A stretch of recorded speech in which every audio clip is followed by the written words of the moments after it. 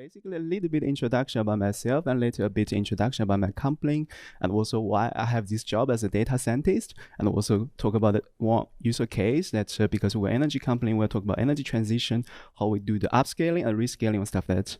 So in the process, if you have any questions, please free to interrupt me or stuff like that. Yeah, so basically, my name is Yuyu, and I've been with Shell for 1 year and 6 months, not that long. So I jumped directly into the people analytics team as a data scientist, working on all HR data related questions. So you can think of the recruitment process, the paying and rewarding, and also the attrition, all these kind of problems. So before I joined Shell, I worked for some big tech companies. You can think of Alibaba Group. So there's a sales forecasting machine learning engineer or stuff like that. So I do have academic background. So I was did my PhD in Amsterdam econometrics. So that's pretty much about myself. So in this presentation, so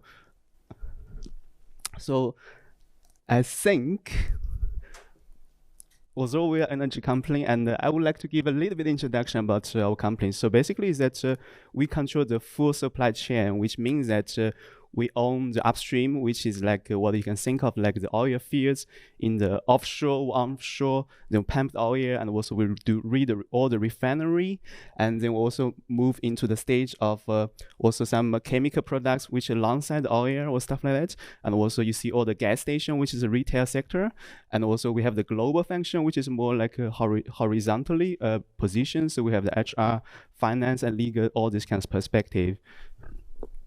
So the next question is that why do we need a HR department? Why do we need HR analytics, data scientists in the company and stuff like that? So as you can see that there's a lot of HR decisions made every day. Like you want to hire this guy, you want to make this guy certain kind of job offer, and also somebody is leaving the company. You want to understand the reason why he or she is leaving the company, and also when the company is changing the strategy, you don't want to necessarily get rid of all the current workforce. You want to assess whether you can do upscaling, rescaling to move the current workforce to look in the future to improve the company reputation or stuff like that. So that's why we need a data scientist. So the reason is that we do have a lot of practitioners who make a lot of decisions every day, but it would be really nice to see that when you're making certain kind of decisions, what's the evidence behind those kind of decisions or stuff like that. So that's why in our department that we have at this moment, we have 3 data scientists plus a manager, and we are responsible for all the HR related decisions within Shell. So yeah, so basically is that I think for every company, not only for Shell, is that so what I can see is that there is a scientific study about this one. Like you have very skillful people, and yeah, people came into the company in the first few months with very high motivation, and they are really looking forward to the new job. So they want to see a very promising future. They want to have a good opportunity or stuff like that. So if you multiply these 3, so you have the skillful people, you keep them motivated, and also give them the right opportunity. All these 3 together factors can contribute to 27% of financial outcome of company, and also 22% operational outcome, which means that which is kind of important to understand that all the correlations between these 3 factors within your company. So like I mentioned at the beginning, is that we make a lot of HR decisions every day, like all the hiring decisions and the recruitment or stuff like that. So the stuff what we are doing is that we purely based on evidence side or stuff like that. For instance, like when you want to hire someone, so the kind of features which you want to consider. For instance, what this person's education, what is the person's working experience, and also some practice side, like how far away is this person live from the job or stuff like that. And also you don't want to take other factors into account. For instance, what's the name of the candidate, what's the gender, what's kind of races or stuff like that. So this kind of things are a bit even illegal, and also it's not good for the diversity, equity, and inclusion, these kind of considerations. Well, there is a lot of study which relate to diversity, equity, inclusion, and these kind of factors are related to the success of the company or stuff like that. So that's what we do, is that when we build certain kind of algorithm in the backend, we only take relevant factors which really is relevant for the job. For instance, like education, work experience, all these kind of things into account, but we exclude other factors or stuff like that. Of course, is that when you have this kind of back-end algorithm running, you don't want to enforce the results. So for instance, if you're a recruiter sitting in the company, you see that you post a job and there's like 100 people apply for the job. So there's a ranking according to qualification or stuff like that. Then you want to play around with the C, like maybe the top 5 candidates for the job is roughly the same or stuff like that. And then you have to further assess whether there's a match according to the personality or cultural match or this kind of things who want to have stuff like that. So that's what I mean, that we do not really like replace all the human decisions, but instead as a first step supplement to make things more evidence-based or stuff like that, and also reduce all the bias in the hiring process or stuff like that. So yeah, I think previously I worked for tech companies, and they have a very strong user case. So for instance, for e-commerce company, you can think of the sales forecast is must-do job when you think about millions or trillions of products. But as I work for Share, and also because it involves very important decisions, like people-related decisions, which means that when you do this kind of projects or stuff that very much is long-term and also has a big impact. So first thing we want to understand is that we want to understand a certain kind of problem, and then we want to see that whether we can, through the data analysis, to see whether we can put some actions into change process.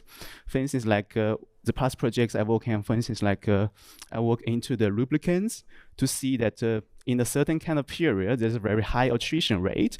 So we understand what's the reason happening there. Is it because that we didn't pay well enough? Or is it because that the engagement of the line manager with employee is not good enough? Or there is a bad policy towards working from home, all those kind of things. So we want to find what's the most significant factor which we can change to push down the attrition rate or stuff like that. So as I mentioned before, because we are a relatively small team, so we have only 3 people, so we really have to prioritize and pick up the user cases which are most significant for the company's success or stuff like that. So this is how we do the projects. So we really like so so this is the whole pipeline. Is that at the beginning, so sometimes the question will be very ambiguous. For instance, sometimes the senior manager came to us to ask that so if we post a job, in the job it says that you are allowed to working from home, we'll improve the we make a job more attractive and more people will apply for the job or stuff like that. So we have to really frame this kind of question to a data problem and also track back to the databases to collect all the relevant data and then to find whether this is the case to help to lead to some actions or stuff like that. So, and the other case is what I was working on, for instance, like, because I think many companies promote diversity, equity, inclusion, where a lot of factors are included, for instance, like race, ethnicity, and also sexual orientation, all these kind of factors, which are so we cannot really force people to do this kind of declaration. So it's really on a self-voluntary basis. So based on this kind of declaration, where the declaration rate is representative enough, and also the spreading out of the declaration among gender, among different age group, or among the different line of business is representative enough for us to draw some statistic results from this kind of sample stuff. So we do a lot of study on this kind of things. Like I mentioned at the beginning, that we're not really like a really scalable like a data science team. So we really focus on to lead to some actionable insights for the senior manager to do something in the daily job or stuff like that. So this is the journey for Share, like how do we move along? So at the beginning, yeah, I think in the year 2003, it's really like some simple queries. So you can think of, for instance, the higher management want to know how many headcount do we have in the company this month? How many people leave the job? How many people join the company or stuff like that? So a lot of queries, those kind of things. And then we do the basic reporting. So yeah, as you can see that when the data is like spreading everywhere, you have the employee headcount reports, and also you have the leavers data, the joiners data, and different surveys data. It's like spreading everywhere. All these kind of data lakes, you need to connect together to make a complete journey regarding one employee or stuff like that. So we focus on then we move to the stage of basic reporting standardization. And I think in the year of 2013, 2014, which is right time when the big data machine learning is power up the progress, acceleration of the journey, then we have the first data scientist. and then we build more scalable and actionable solutions and stuff like that. So at this stage, we really invest. So we want to move to a stage not only dedicated to one specific question or stuff like that. So we're more focused on scalable solution. For instance, like if we look at energy transition, whether we have upscaling or rescaling possibility for all the employee within the company or stuff like that.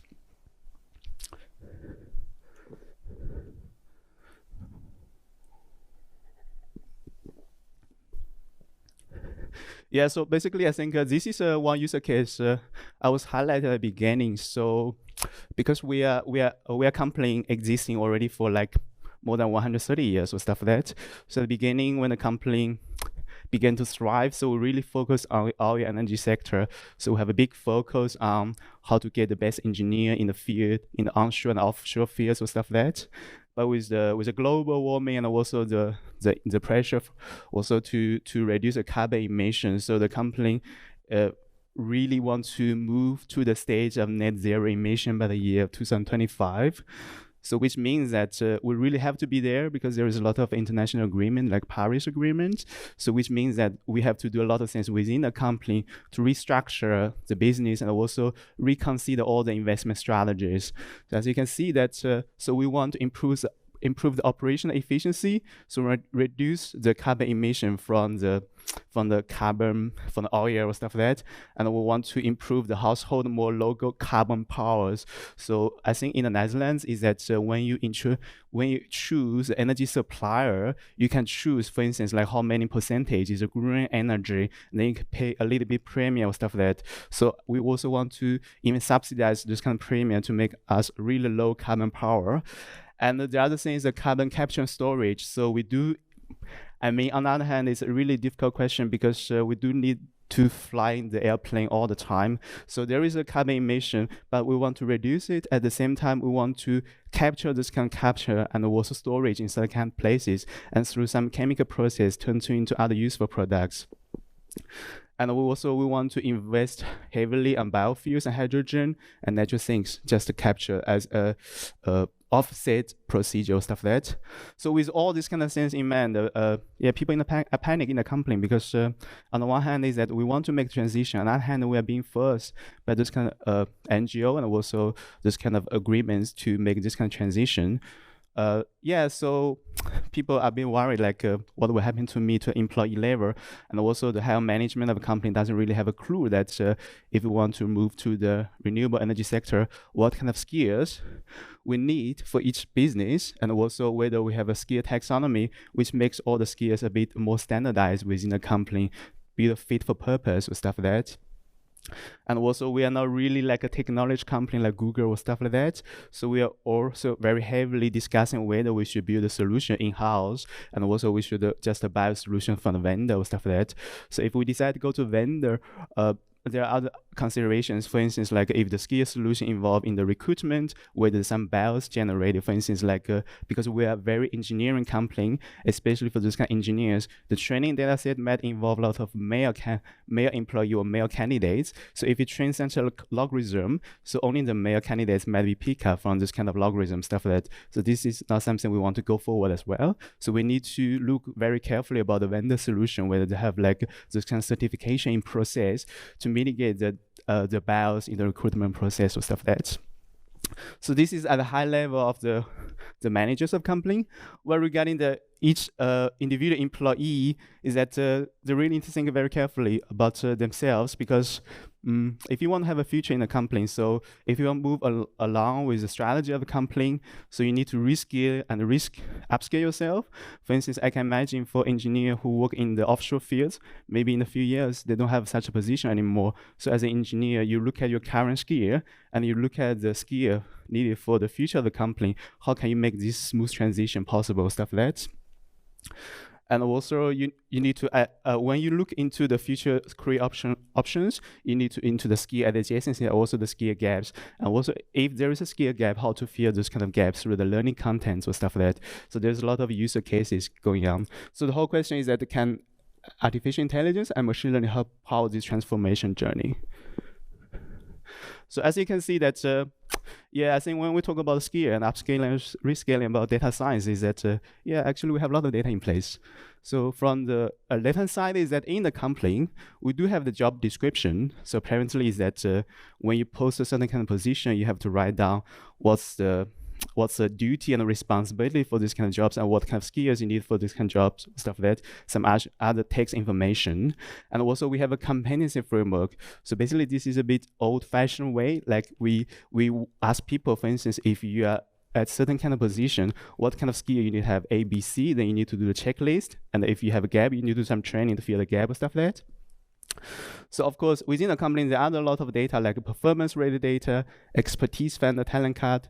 So basically, the expertise vendor is that if you do a project together with your peers, you might get some knowledge from your peers. So you do this kind of knowledge transfer and you gain this kind of skills and can be used for next similar project or stuff like that. So in the first phase of project, so what we look at is that really like a minimum unit, or look at it down to the level position. So for each position, we will have a job description, and then we want to see that within this job description, what kind of skills you need to do the job or stuff like that. And if you have the skills, each position, then of course you can compare that between these two positions, what are the similarities between these positions, or what are the gap between these two positions, or stuff like that. So if you have this chunk of information in place, then you can do more aggregation. For instance, like for a certain kind of line business, you have this hierarchical position, then you can aggregate from bottom up, and then you can see that what kind of skills does this business have, and also what are the strengths and gaps for this business in the skills or stuff like that. So this is the first phase of the project we are talking about. So apparently that when you talk about people data, it's not only about the requirement by the job and also other things. There's more information we want to look at. For instance, like it also talk about your motivation. For instance, like maybe in a couple of years, what kind of job do you want to move to? And also we do the talent card scanning to see that, yeah, maybe there is certain kind of talents which hasn't been reflected before in your previous jobs or stuff like that. So we also want to plan in this kind of information in the next phase to add people-related data. And also, as I mentioned, that there is a lot of development in the external recruitment because of the scalability of the problem and stuff like that. So we want to find out who is the best suited candidates for what external position. Of course, this one is very difficult because in a way that because there is a lot of bias might be generated from this kind of logarithm stuff like that. So there's a lot of discussion going on at this moment. So in terms of methodology, so this one is talk about more details about the machine learning. So basically, we look at the job descriptions and also competency framework. This is the input, and this is output. So from the input, the job description is that we do several steps of the machine learning and artificial intelligence. So first thing we do is the entity recognition.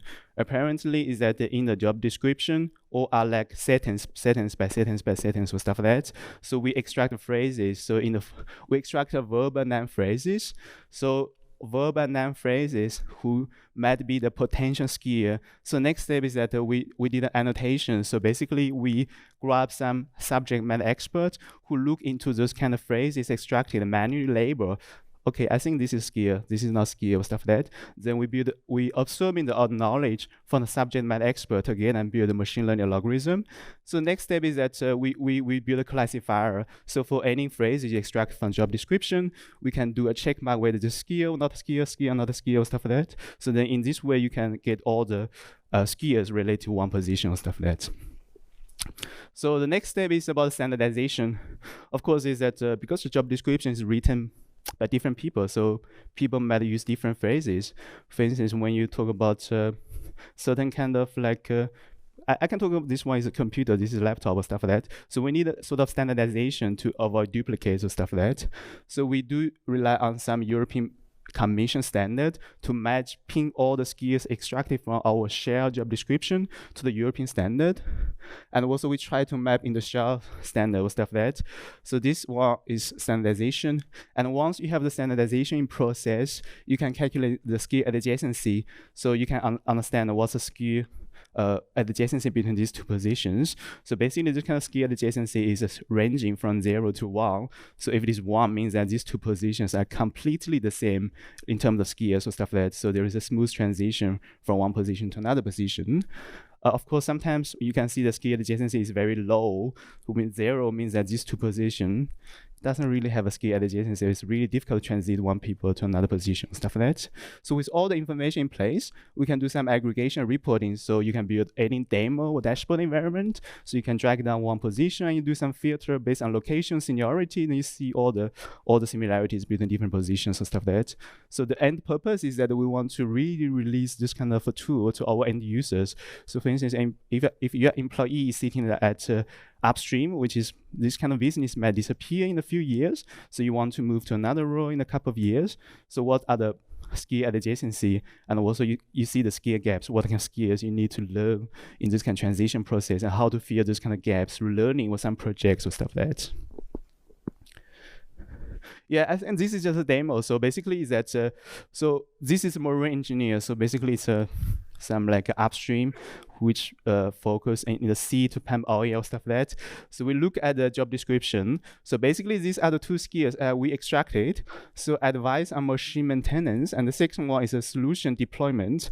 Surprisingly, we found out that this job has a very high adjacency with the software engineer, stuff like that, mainly because of the solution deployment. So yeah, so there is a possibility to transit our marine engineer to software engineer, stuff like that. Another case is about a construction engineer. So these are the skills we extracted. For instance, for this construction engineer, we see that he has engineering principles, maintain agricultural machinery, develop a coaching style, maintain work standards, manage supply. And we can see that he can be potentially some maintenance excellence manager or stuff like that, more on the management side or people side or stuff like that, mainly because he can understand work standard, manage supply, and develop a coaching style, stuff like that. So there is a sort of skill adjacency here. By the way, the score here, what I did is, so basically you have all the positions within companies. You do the pairwise comparison, you do the ranking from the top to the lowest or stuff like that. So these are the most adjacent jobs, which stuff like that. So like I said before, is that we also want to look into the possibility to a business level. For instance, is it realistic for HR person go to engineering fields or stuff like that? Maybe the possibility is very low, but maybe it's well possible for HR person go to the finance department, stuff like that. So we also do the aggregation level, like we can see that the similarities between certain kind of line business is very high, which means that the position within those kind of line business is very high, so you can easily make a transfer or stuff like that. And also there is a certain kind of line business which is really standalone. For instance, like I can imagine some like upstream or engineers, which is really difficult to move into HR or finance or stuff like that. Yeah, I think that's I was running a bit fast. Yeah, that's pretty much my presentation and stuff like that. This is how it is. Thank you. So, Suzu, thank you very much for this.